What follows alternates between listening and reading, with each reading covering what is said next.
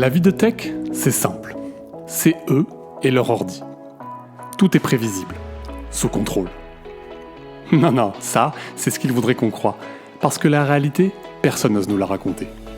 Enfin, jusqu'à aujourd'hui. En Tronche de Tech, on va leur tirer les vers du nez. On va leur faire raconter leurs meilleures anecdotes. Les nuits où tout part en sucette et les bugs que personne ne comprend. Et puis, s'ils sont sympas, on les laissera peut-être se vanter de quelques réussites. Je m'appelle Mathieu Sanchez, je suis le CTO d'Akazi et je vous souhaite une excellente écoute.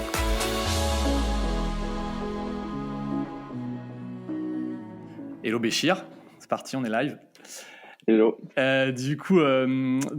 Béchir, on se connaît depuis pas mal de temps déjà. On s'était rencontré mon premier boulot, Air France.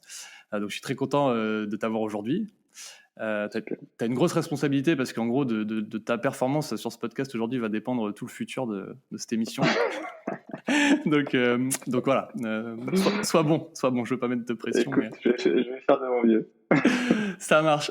Écoute Béchir, je te laisse te présenter en 2 minutes et puis après tu verras, je t'ai préparé plein de petites questions un peu sympas pour que tu nous racontes plein de trucs sur toi et un petit peu sur des moments clés de ta carrière. On verra ce que tu as à nous raconter. Ça marche. Écoute, Béchir Tourki, moi je suis franco-tunisien, j'ai vécu en Tunisie jusqu'au bac et je suis venu faire prépa, grande école et boulot en France. Je suis encore en France. Je suis marié, j'ai 2 enfants. J'ai fait toute ma carrière sur de la tech pour le transport, la mobilité, ce genre de choses. Je suis aujourd'hui consultant là-dedans. J'aime bien tout ce qui est tech, tout ce qui est autour de l'optimisation, la data, ce genre de choses. C'est un peu mes sujets de prédilection. Et je m'intéresse beaucoup à l'éducation, mais je cherche aussi à rentrer dans ce secteur, mais c'est pas évident, parce que c'est ce que je trouve le plus utile pour l'humanité. Donc voilà. Ça marche. Et quand on a des enfants, c'est vrai que l'éducation, on se rend compte que c'est hyper important. Ah oui, ouais, clairement. Cool, Béchir. Du coup, donc j'ai quelques questions pour toi, comme je te disais, par rapport à ta carrière, principalement à de la tech. Donc voilà, tu verras ce que ça t'inspire. Donc ma première question que j'ai pour toi, c'est quoi, toi, ton premier souvenir de code ? Écoute, mon premier souvenir de code, c'était dans les années 90. Alors, je sais plus quel âge tu as, mais tu devais pas être très jeune, très vieux. C'était en Tunisie, donc c'était les débuts d'Internet et encore plus en Tunisie. Donc voilà, c'était du hacking, découverte de la liberté, parce que la Tunisie à ce moment-là c'était une dictature, donc Internet c'était un peu la fenêtre pour le monde libre. Et donc c'est dans ce cadre-là, j'étais actif dans des réseaux de chat qui s'appellent IRC, Mirk. Donc ça, pour les geeks savent ce que c'est, mais les nouveaux ils savent pas trop ce que c'est. Et donc c'est la première fois où j'ai codé un bot sur IRC. Et ce qui était marrant, c'est que je l'avais codé. J'avais fait mes premières lignes, c'était quasiment intuitif et ça avait marché. Donc putain, mais c'est trop bien quoi. Et donc c'est comme ça que j'ai commencé. J'ai découvert le code. Il faisait quoi ton bot ? En gros, je me rappelle plus trop, mais en gros, j'avais un channel de la ville, donc c'était assez populaire. Hein. J'avais tous les gens un peu connus de la ville qui venaient, et donc on était une équipe. Hein. J'étais pas seul, et j'étais parmi les responsables et créateurs de ce channel-là. Et donc mon bot disait bonjour aux gens et en gros le posait des questions pour justement détecter des bots, et donc pour que ce soit que des vrais gens qui viennent. C'était déjà pour contrer l'intelligence artificielle, tu vois. Donc c'était en 98, je pense, ou 99. Hein. Okay. C'était un moment, ouais. T'étais à 2 doigts de lancer Intercom ou un truc comme ça, quoi. Grave. C'est clair, c'était évident que ça allait marcher, ce truc. C'est clair. Ou la Slack, ou ce genre de choses. Ouais. C'est vraiment l'ancêtre de ça, quoi. C'est ça. Ok, et cool. Et du coup, je voulais venir sur un autre sujet. On a bossé ensemble dans une boîte qui s'appelait Yousso, où en fait c'était assez challenging en termes d'infrastructure. Enfin voilà, pour expliquer en 2 mots peut-être Yousso, j'explique. C'était une plateforme pour les VTC, et donc on avait des chauffeurs connectés à la plateforme, des opérateurs et puis des clients. Donc c'était un peu comme si c'était Uber. Et donc effectivement, quand la plateforme marchait pas, les clients ils avaient plus de chiffre d'affaires, donc ils n'étaient pas contents. Donc le risque pour notre réputation en tant que boîte, il était élevé. Donc c'était assez stressant quand ça marchait pas, puisqu'on pouvait perdre des clients du jour au lendemain. Donc voilà, on a travaillé là-dedans tous les deux. Et toi, tu étais CTO de ce truc-là, donc c'est toi qui avais le plus de stress. Mais du coup, je suis sûr, je sais, que tu as plein de souvenirs sympas à nous raconter. Est-ce que tu as un souvenir comme ça d'expérience de prod, d'infra, tu peux nous partager, qui était assez marrant? Écoute, effectivement, j'en ai quelques-uns. Donc, ce qu'il faut savoir, donc c'est une plateforme, on avait quand même un peu de trafic, c'est-à-dire qu'on avait plusieurs milliers de courses par jour qui passaient par la plateforme. Et pour nos clients, on n'était pas, on n'était pas une grosse dépense pour eux parce qu'une plateforme SaaS, etc. Par contre, on était très important parce que tout leur business passait par là. Et le transport est ultra anxiogène parce que pour plusieurs de nos clients, en fait, la plupart, c'est pour transporter. Enfin, il y avait beaucoup de transport pour les gares aéroports, et donc faire rater un avion à quelqu'un, le transporteur il paye, et puis potentiellement nous on paye aussi, quoi. Donc, sachant que nous sur la course on prend 30 centimes, si on fait perdre à un gars son avion à 500 balles, il en faut des courses pour amortir ça. Donc, effectivement, et ce qui est intéressant, c'est qu'on avait des courses pour l'aéroport souvent à 3 ou 4 heures du matin. Et donc, je me suis fait réveiller un certain nombre de fois là-dedans, quoi, et à ces heures-là, et c'était c'était ultra stressant. Et donc, il y avait une fois où c'était un problème infra. Donc c'était très très tôt le matin, et c'était mes débuts aussi sur l'infra, donc je maîtrisais pas tout, et j'avais une personne dans l'équipe qui maîtrisait et avait les accès sur ce truc-là, et donc moi j'avais pas les accès, et donc évidemment j'essayais d'appeler la personne en question et son téléphone était fermé. Et donc après de très très longues minutes de recherche un peu partout, je me suis dit je vais chercher sur internet en mettant l'adresse de la personne. Et je suis tombé par hasard sur un truc de je ne sais quoi, d'association, je m'en rappelle même plus, c'était la 3e page de Google, etc. Donc c'était assez marrant, et j'ai trouvé un numéro de téléphone, et donc j'ai appelé, et c'était le voisin. Et donc j'ai tenté en disant est-ce que vous connaissez machin. Donc il était 7 heures du matin, donc les gars étaient vraiment hyper sympas. Enfin la dame déjà elle m'a pas raccroché au nez, donc c'était sympa. Elle m'a passé son mari. Et son mari m'a dit oui, je connais, c'est mon voisin de palier. Et donc il est allé avec le téléphone sans fil, toquer à la porte, et puis réveiller Bobo, qui était endormi, qui avait fermé son téléphone. Et donc voilà, donc c'était assez épique. Mais donc attends, juste ce truc-là, que je résume. En gros, tu avais quand même l'adresse de Momo, du coup? Bien sûr. Ouais, tu avais l'adresse, donc tu as cherché l'adresse partout dans Google pour trouver une personne qui habitait au même endroit pour avoir les accès. C'est pas mal. Ouais, exactement. Okay. Donc c'était ça. C'est vrai que c'était vraiment un long shot de malade, mais ça marchait, quoi. Donc et on a pu résoudre le problème, donc c'était bien cool. Ça, c'est la vie des startups. Pardon? La vie des startups, du coup, voilà, tu fais avec la méthode. La vie des startups dans le transport, ouais, c'est chaud, hein. C'est chaud quand on vend, forcément, nous, on vend du rêve, de la modernité, etc. Et en fait, en vrai, les gens, ils cherchent surtout de la fiabilité. Ouais. Et donc, ce genre d'incident a un impact assez fort, en fait, sur la perception qu'ont les gens. Donc, on faisait vraiment tout pour que ce soit résolu très, très, très rapidement. De toute façon, la plateforme tombée, il n'y avait pas besoin de... si, on avait des alertes et tout, mais les clients appelaient dans la seconde, puisque on avait, je sais pas, une 50aine de clients, et ils avaient des services H24, 7 jours sur 7, et il y avait des gens sur l'écran tout le temps. Voilà, il n'y avait pas beaucoup d'utilisateurs, mais ils étaient tout le temps sur l'écran. Ouais, même l'alerting, il allait moins vite que les alertes utilisateurs, quoi. C'était malheureusement, oui, parce que en fait, voilà, quoi, ils sont au taquet, quoi. Et donc, et c'est pas top, hein, mais bon, en tout cas, c'était bien marrant cette période. C'était bien particulier. T'apprends des trucs. L'avantage, c'est que ça te force à apprendre des trucs vite, et bien aussi, parce que quand ça t'arrive, tu fais bien en sorte que ça n'arrive plus, quoi. Donc, c'est ça aussi. Ce que j'ai appris, hein, il y a beaucoup de gens qui ont des problèmes, qui disent c'est un coup de chance, je sais pas quoi. Non, là, nous, on creusait vraiment à chaque fois pour s'assurer que le problème en question ne revenait pas, quoi. Donc voilà. Mais bon, on en a eu quand même un certain nombre. Mais du coup, on a beaucoup appris. C'était bien. C'est ça. Cool. Du coup, maintenant, je voulais savoir, est-ce qu'une fois, tu as fait un truc avec du code un peu what the fuck?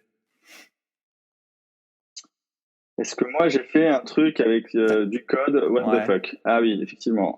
C'est vrai que j'ai fait un truc et je l'ai fait 2 fois dans ma Ok. carrière. Et c'est que j'ai imprimé du code. Comme Elon Et ça, Musk, là, tu voulais virer des gens, c'est ça ou... non, pas du tout. J'ai repris un code. La première fois que j'ai fait ça, c'était un code qui n'était pas très long, quelques milliers de lignes de code, je sais plus. Mais franchement, c'était pas très long. Et enfin, imprimé, ça faisait 30 ou 40 pages, quoi. Mais Ok. c'était du code vendu très très cher. Euh, et, euh,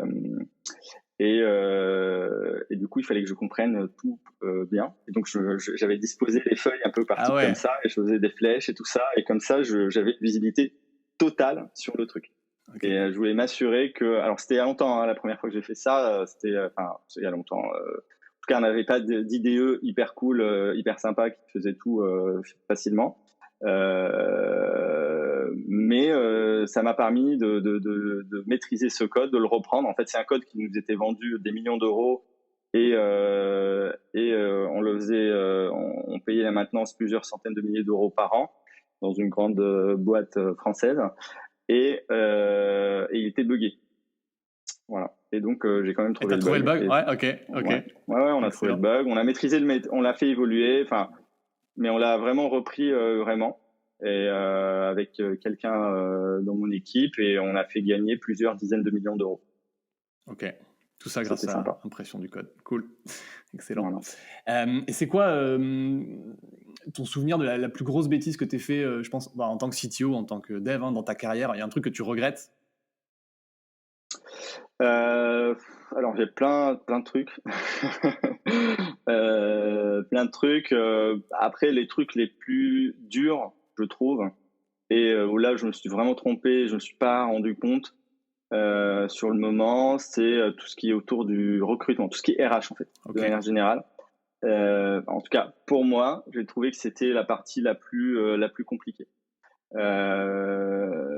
Et c'est vrai que maintenant, je fais beaucoup plus attention. En fait, une personne que tu recrutes, que tu as mal recruté, bah, ça va te coûter, enfin, énormément d'argent. En fait, tu mets beaucoup de temps à recruter, elle met 3 mois à venir.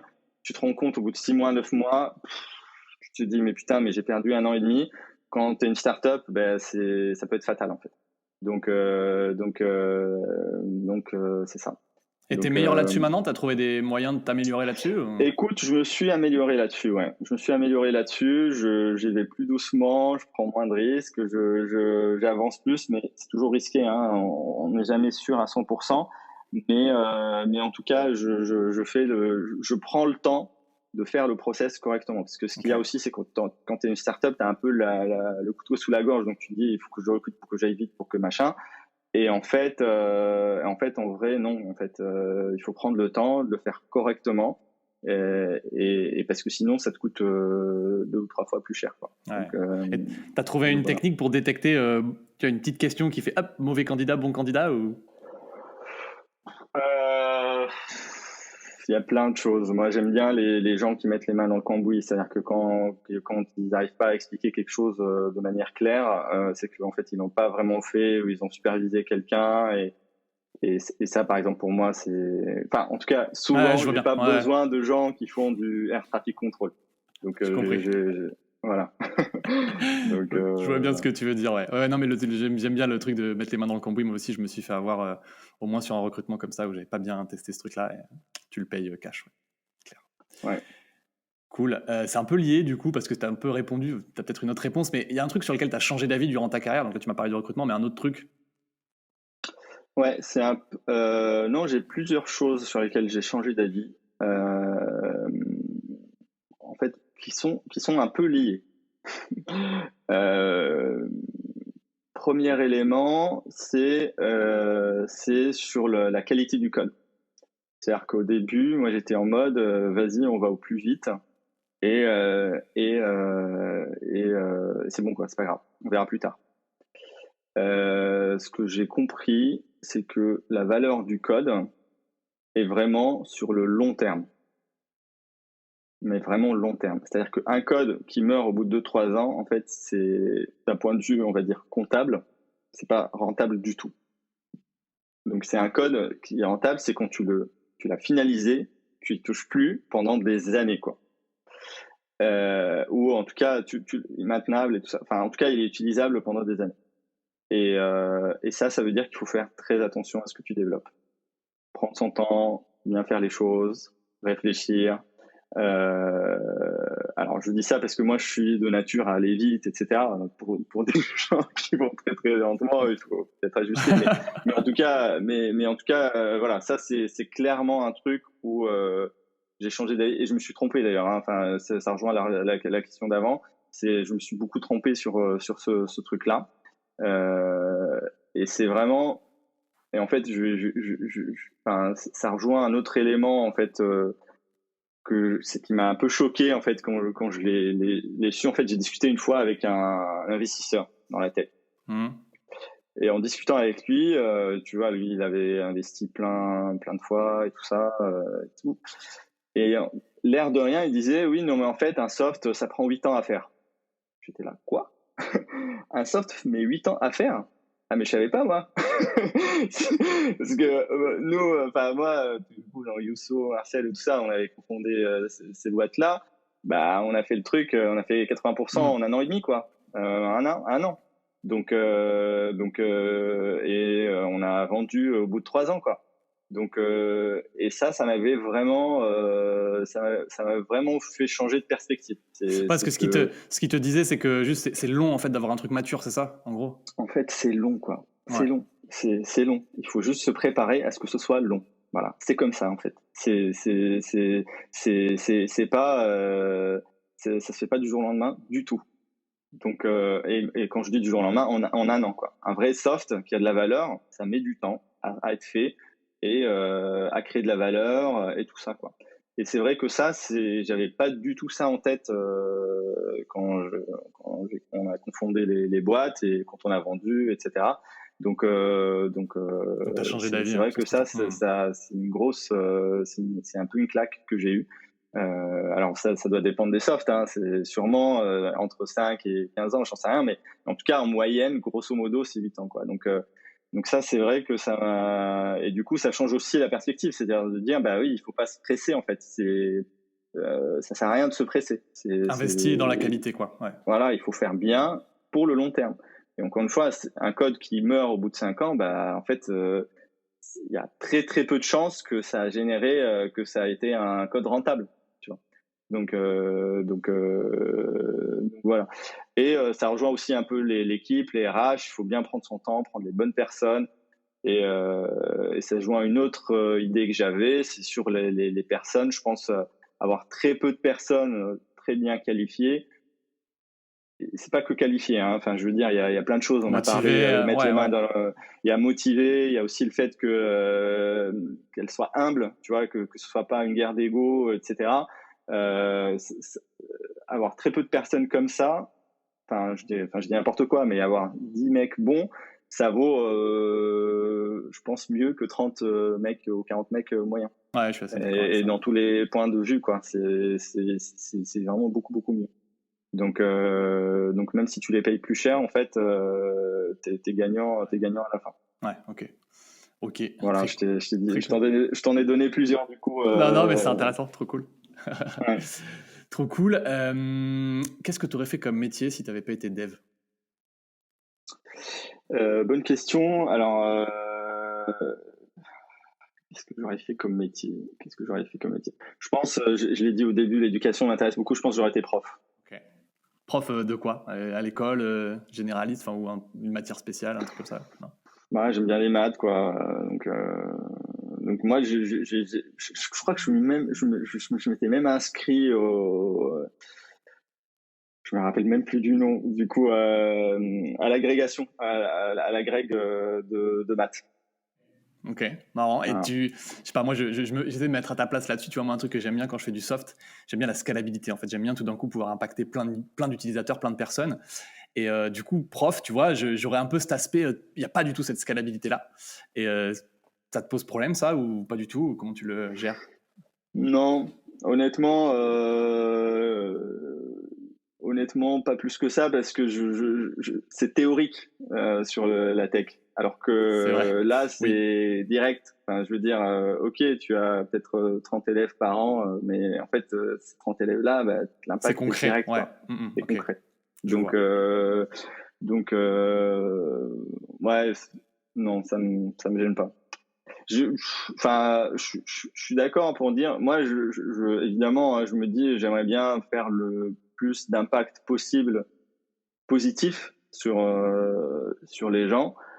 Bah, c'est pas évident qu'avec la tech on y arrive, quoi. Peut-être que oui, mais en tout cas, c'est pas si évident que ça. Ouais. Mais des fois, tu sais pas si c'est positif ou négatif ce que tu fais. Tu crois que c'est En positif en plus, fait.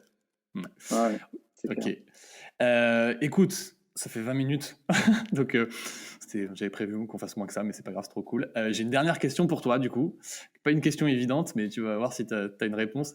Est-ce qu'il y a un truc qui a changé ta vie? Écoute, est-ce qu'il y a un truc qui a changé ma vie? En fait, oui et non. En fait, je dirais, je reviendrai sur la même chose que tout à l'heure. Ok. En fait, c'est ce truc-là où d'un coup, je me suis dit, mais en fait, la vie, c'est lent, quoi. Tu vois, Ouais, ok, marathon, ouais. tu vois, ça prend du temps, quoi. C'est pas du tout un sprint, tu vois. Et c'est vrai que ça a changé ma vie. Moi, enfin, et même maintenant, hein, je suis beaucoup en mode sprint. Je me dis non mais en fait la vie c'est pas comme ça. En tout cas si tu veux réussir c'est vraiment sur le moyen long terme. Je dirais que ça a quand même un peu changé ma vie. En tout cas ma vision de voir les choses. C'est-à-dire de me dire mais en fait j'ai un peu tout faux depuis le début quoi. C'est que j'ai pas fait l'effort de regarder comment ça se passait dans la vie. Et en fait, non, en fait, mes idées préconçues, c'est pas le cas. Donc, ok, j'ai ma personnalité, je suis comme ça, mais en fait, si je veux percer, en tout cas, historiquement, statistiquement, ça prend du temps. Donc, Ok. pas de panique. C'est un conseil Voilà. intéressant. Ok, écoute, trop cool, Béchir. Merci beaucoup pour toutes ces réponses. C'était hyper riche. Écoute, avec plaisir. Peut-être si tu as une reco de bouquin, tu as un truc en tête? Moi, j'aime bien les bouquins, c'est pour ça que je Une demande ça. reco de bouquin, écoute, si tu veux, sur la partie, comme je disais, une des parties les plus difficiles dans la création d'entreprise, je dirais, c'est le RH. Il y a un bouquin que j'ai beaucoup aimé sur le RH qui s'appelle Radical Candor, qui est assez connu dans le milieu des startups, etc. C'est une dame de chez Google qui l'a fait et que je trouve hyper bien. C'est quoi, c'est sur les feedbacks, c'est ça? Effectivement, en fait c'est sur la manière de faire du management et comment en fait être sincère et en fait comment aider au mieux la personne qui est managée. C'est-à-dire que en fait il faut pas, c'est un des bouquins qui m'ont marqué, mais en fait, souvent on fait des choses parce que ça nous arrange nous. Mais en fait, si tu te dis quel est le mieux pour la personne en face, pour la personne que je manage ou que j'ai recrutée, en fait, c'est un peu différent, quoi. Ça peut être désagréable pour toi, mais c'est le mieux, en fait. Voilà, il faut être honnête, il faut être empathique, mais honnête Mais par rapport franc, à ce quand qu'on même. pense. Ouais, ok. Franc, exactement. Donc il y a ça. Après, il y a d'autres bouquins qui sont hyper connus aussi. Moi, j'ai un bouquin qui est pas lié à la tech, mais que j'adore, c'est The Hard Thing About Hard Things. C'est de Ben Horowitz là. Il est génialissime. C'est quoi sa boîte? C'est pas lui Netscape? Je sais plus ce que c'est. Ben Horowitz, ouais, c'est l'un des cofondateurs de Netscape qui explique un peu son aventure et il est très très très bon. Moi, j'adore. Il a fait un fonds d'investissement qui est extrêmement connu maintenant aux États-Unis, qui s'appelle A16Z, donc Anderson Horowitz. Et enfin, c'est le fonds, je pense, le plus connu. Mais il a fait son bouquin avant de faire son fonds. Et son bouquin. Et moi, je le connaissais pas du tout avant de lire le bouquin. Et donc pour moi, c'était le fondateur de Netflix. C'est sur du management et gestion de boîte, c'est ça C'est ce qui explique qu'est-ce qui est vraiment dur quand tu crées une boîte, quoi. C'est-à-dire que ça a vraiment, on va dire, fait écho à ce que j'ai vécu. Et donc il le dit avec une grande sincérité et c'est vraiment hyper bien. Ok. Bon, trop cool. Ok, écoute, merci pour tout ça, Béchir. Voilà, écoute, avec plaisir. Ça fait plaisir de te revoir. En plus, ça fait un moment qu'on s'était pas vu. C'est clair. On s'appelle, mais on se voit pas. C'est ça, ouais. Pas tant que ça, ouais. Ça marche. Bon, écoute, à bientôt. Merci beaucoup, Mathieu. Salut. À bientôt. Salut.